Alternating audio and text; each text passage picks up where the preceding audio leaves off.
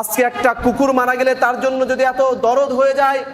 আজকে একজন হিন্দু মরে গেলে, একজন খ্রিস্টানকে মারা হলে যদি তাদের মিডিয়াগুলা এত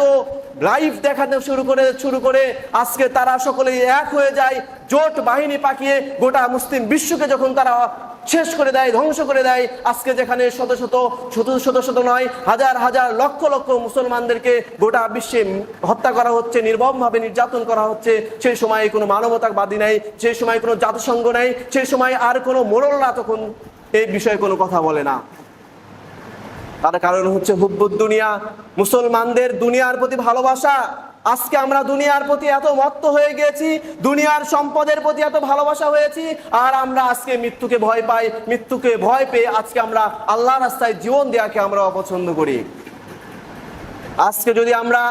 এই দুনিয়ার প্রতি যদি ভালোবাসা বেশি না হতো, আর যদি আমরা মৃত্যুকে ভয় না পেতাম, আল্লাহর রাস্তায় জীবন দেওয়ার জন্য যদি আমাদের মুসলমানরা তৈরি হয়ে যেত, তাহলে অবশ্যই এই ইহুদি খ্রিস্টানরা আর কখনো সাহস পেত না একজন মুসলমানকে হত্যা করার।